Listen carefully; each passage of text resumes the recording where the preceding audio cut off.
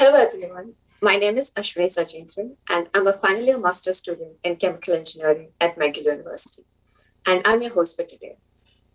Today's conversation aims to highlight how research and citizen action can inspire each other. This recorded conversation is a collaboration between the Climate Reality Project Canada and McGill University.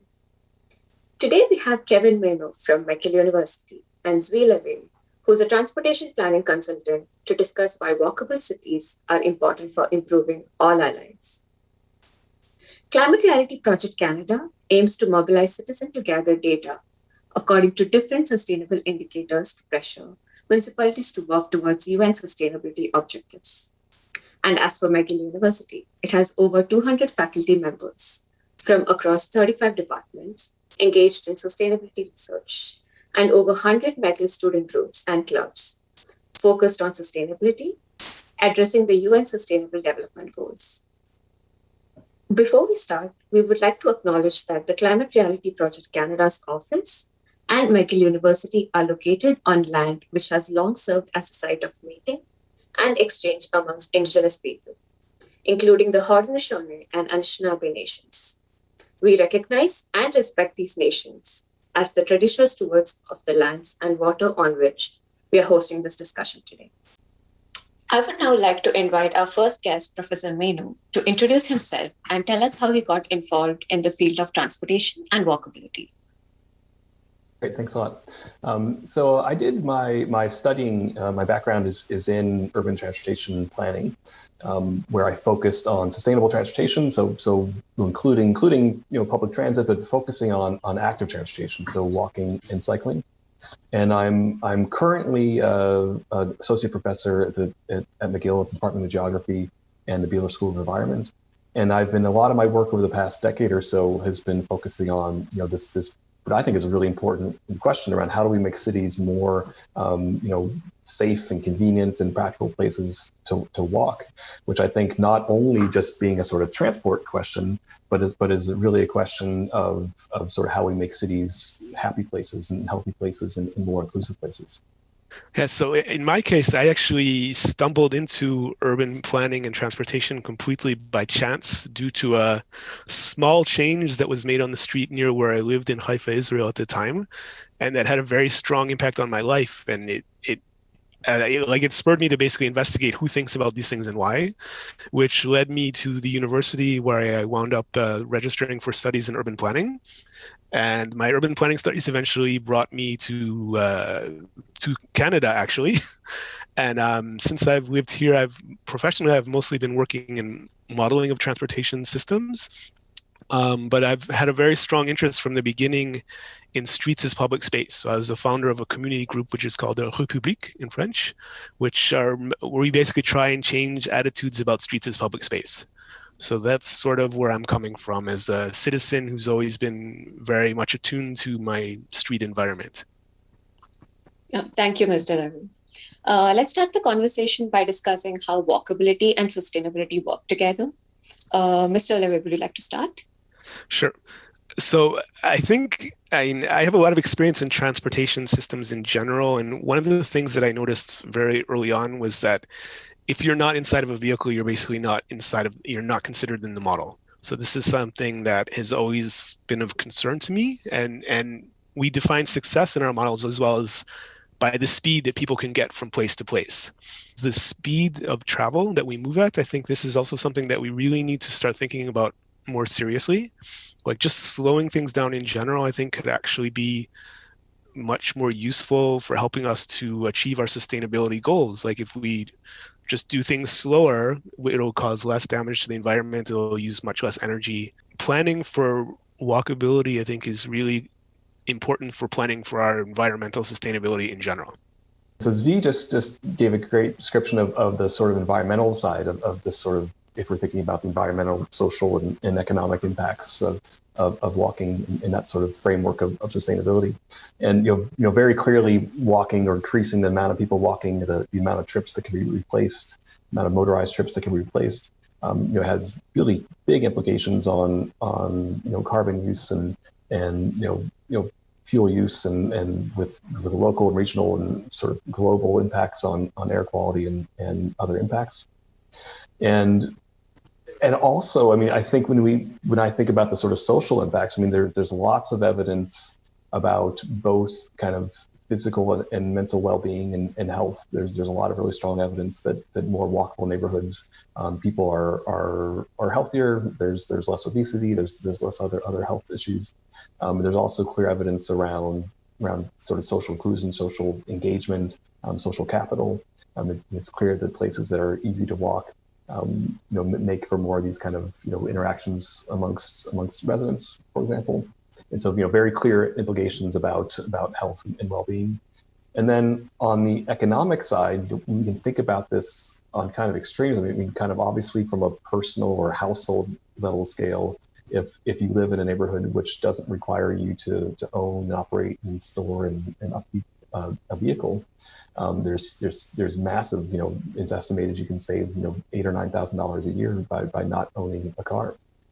But even more importantly, if you think about this kind of the externalities that are imposed by car use in terms of crashes with fatalities and injuries, all of the the pollution impacts that sort of end up getting paid somewhere else along the line, there's very clear benefits from an economic side.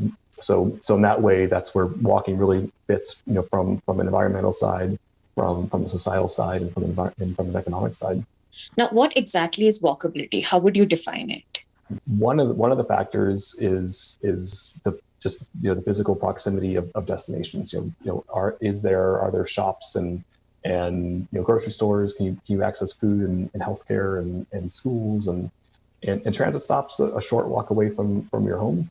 And is that done on a sort of street grid that's kind of easy to navigate and make sense? And also some of the social factors come involved too, in terms of the sort of social norms that exists in a neighborhood and other things around law enforcement and other kind of issues too. It's easy to imagine, a neighborhood where maybe it's only 300 meters walk to a grocery store. But if it means crossing a high-speed 4 or 6 lane arterial road, with only, let's say 20 or 30 seconds to get across, that might have, really big impact on whether, seniors feel comfortable walking there, or whether, we feel comfortable letting our children walk there. One point that Kevin mentioned was how, one location, or it only takes one barrier basically to dissuade someone from walking or using public transportation or something like that. Unfortunately, our development pattern in North America for the last 60 years or so has really been focused on the suburban style living, where the streets are often designed as a cul-de-sac, where there's one way in and out essentially, and that applies to pedestrians as well. So if you need to make a very long detour by foot just to get out of your neighborhood, that's a problem. Essentially, you might keep the neighborhood structure as it is, but you would make pathways basically which would allow pedestrians to get out of there in a much shorter distance instead of going, round and around circles to get out. We need to sort of pay more attention to what actually happens to people when they're not in a car, how they get around, what kind of barriers they are crossing. Like, we have streets which are literally too wide for a pedestrian to cross in a single phase, and we don't necessarily design them so that you can cross in 2 steps. Kevin mentioned air quality as well, which is still a significant issue. And another public health point is that sedentary lifestyles are actually our biggest public health problem now. Sedentary lifestyles like increased diabetes, heart disease, overweight, all these things are really associated with our getting around by car. So if people just walked 30 minutes a day, that would actually have a huge impact on public health. And in order for people to do that, they need to have environments which are inviting, and they need to have destinations which are easily accessible. So as Kevin mentioned, you need to have somewhere to go to within a reasonable distance. So right now there's a new buzzword, 15-minute cities. So, what can you access within a 15-minute time period? And in many of our suburban neighborhoods, unfortunately, not much. You may not even be able to get to a store, or maybe if you're lucky, a school. But in Montreal, we're sort of spoiled in that in most of the sections of the city, we have a lot of options that are quite easily accessible, but many other places do not. Professor Manaugh, can you think of any other challenges and methods of overcoming them to creating more walkable cities across Canada? Yeah, when I think about the challenges, I mean, as Zvi just so well explained, I mean, there's these kind of very deeply entrenched kind of and systemic barriers to making cities more, and so especially suburban areas, I should say, walkable. I mean, we've built out this built form which really almost necessitates owning and using a car for a lot of daily trips for millions of Canadians. It'd be very difficult to access things that people need for a meaningful life, without a car in a lot of places. And I mean, on a somewhat positive note, I like to kind of think about, or somewhat optimistic note, I should say. I mean, I often think about how this kind of experiment we're going through has really only been about the last 100 years, probably even in fewer years than that, where we've decided that where we live and work and play and see people are very, very far away. If you think about literally thousands of years of human history, cities and villages and cities and towns were built in such a way that you could access everything within a 30-minute walk, right? I mean, there was basically almost all travel depended on walking speed, or in some cases animal-powered speed, right? And so we've kind of in the 20th century beginning, just kind of because of these advances in travel, different travel modes, and able to travel that much farther, and then moving from trains to personally owned vehicles, we were just able to kind of stretch out the sort of fabric of urban areas into exactly kind of what Zvi is talking about, where it's almost literally impossible to access things. So, and one of the things I find almost ironic, we talk so much around these kind of buzzwords that you just talking about, the 15-minute city, or the whole idea of the walkable city. I mean, the walkable city is not a new concept. The walkable city is a very, very, very old concept that I really hope that we can sort of re-embrace and go back to. But more directly to your question, right? I mean, there's all these there's these physical forces that we've designed cities in such a way. There's these other sort of cultural forces which also sort of embed these ideas about how people should get around. There's ideas around how these sunk costs of we've spent so much money on car infrastructure. It's harder, even though it's so much cheaper, obviously, to build a sidewalk than it is to build a highway overpass or something. There's still these kind of entrenched ideas about what should, or how space should be allocated, what public space means, and so on. And we even see that whether it's merchants and store owners who push back against kind of pedestrianizing a street, even though there's lots and lots of evidence that pedestrian-only streets, or streets that are sort of closed to car traffic, do quite well. Something I find fascinating is it's actually tragic that suburbs were developed sort of with the goal of providing nature, easy access to nature for all of the people who live there, and they provide your own personal patch of green, if you will. But they've also completely removed any sense of public domain. Like, basically everyone has their own single family home, and that's their home is their palace. And a point which I find we don't talk about enough is parking. Like, I mean, right now, the way we build cars actually there's more space per car than there is per person. So I think we need to pay a lot more attention to how we structure parking. Maybe even in the suburbs, we could provide alternatives to parking. Like, one of this idea that I've been trying to promote for a number of years now is what I call community parking, which is basically structuring the parking in a concentrated location off street. So like in your suburban development, instead of having everyone have parking close to their house, you would have a few locations which would have concentrated storage of vehicles in those locations. You could also put all the electric vehicle charging infrastructure. You could store, shared bicycles there, maybe shared vehicles. Like, it would be sort of like a mini transportation hub, even in a suburban context. I think that thinking more seriously about parking can actually allow us to create a better walking environment. What do you think, what progress has been made to making more walkable cities? I mean, it's encouraging when you see, lots of cities in the past, decade or so, I mean, Montreal included, and New York City is also a great example, speaking of North America, of cities that have made choices. And I think what's important here, and this goes back to what Zvi's talking about, I mean, these are all choices that sort of the government, local governments made, in some cases, federal governments too. I mean, there's lots of incentives to get to the land use patterns that we see now, but they were all choices. It wasn't inevitable that cities would look the way they would, and that the cars would be prioritized, and it'd be difficult and unsafe and inconvenient to walk. Those were all very explicit choices that had implications on whether it's taxation and all kinds of things that made the built form look the way it does. And so it's encouraging to see cities make these choices. And the other, kind of in the urban planning world, I think a lot of the examples we point to are cities like Copenhagen and Amsterdam. And it's really important to look back at historical pictures, because they in the 50s, 60s, and 70s were very much going in the same direction into more, more car dominated places. I mean, some of these kind of before and after shots, or sort of before and current pictures, are really striking, because you realize, well, that it wasn't just some magical thing that happened, that Copenhagen was built in such a way.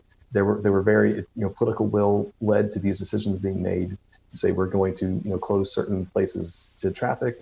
Parking was a huge part of that, as we saying, gradually taking away parking spots was an absolutely massive part of making cities less car dependent and more pedestrian friendly. And I guess it's almost hard not to mention as well, and I find it very difficult to talk about it. I don't want to talk about COVID being anything remotely positive, right? But it's everything about COVID is bad, right? But it is interesting to kind of see how one thing I think we've learned in the last year is how cities can in fact reallocate space. After decades of saying, no, we can never build more, we can't build more bike lanes, or we can't make more streets more pedestrian. Kind of literally in a matter of weeks after COVID. Thinking about like last March and April and May, hundreds of cities across North America that had resisted these kind of allocations, reallocation of space, all of a sudden opened up new bike lanes, pop-up bike lanes, temporary and or permanent bike lanes, closed streets, open streets to people and closed them to cars. And so I think that again, I don't want to make it a positive thing, but if we can say, if one thing we've learned is that it is possible to change, and it might just take big shocks like this to kind of realize we can change the way our cities look and feel, and who's prioritized and movement patterns. Kevin's right, and it was very impressive what Montreal did very quickly in terms of rolling out what they called voies activées sécuritaires. Like they basically they took away the parking along the sidewalks, and they made the sidewalks, basically they gave all the parking space to pedestrians to allow people to walk while keeping an appropriate physical distance from one another. So they did that in a huge amount of areas. They rolled out some really incredible bike paths along major traffic arteries. Like, it was really transformative, and like I spoke with people who said literally, like, this changed my life. Like, I never in my wildest dreams would have imagined riding my bike here, and now all of a sudden I see how easy it is. And unfortunately, most of that infrastructure did not last. We did have the chance to see a lot of how open streets can be used to, create more space.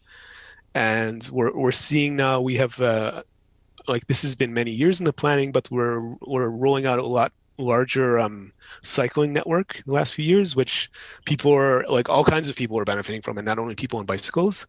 And that's also really changing the way certain commercial streets feel. Like, the vibe is much more pleasant now, with the traffic being greatly reduced and pushed more to the side. One of our big challenges now in Montreal and a number of other cities in Canada is the cost of living, which has gone up very much in areas which are accessible.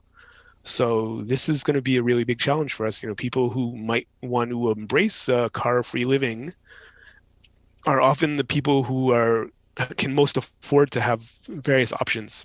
where people who are more vulnerable from an economic point of view are basically being forced out of those areas, and they're being forced into areas which are ever farther away and are more dependent on cars.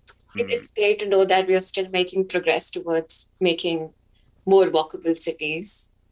Yeah, well, this is where, coming back to, we need to make the suburbs more walkable as well. And I think like it's not only the cities, like given how, the footprint of our urban areas has increased by orders of magnitude in the last 100 years.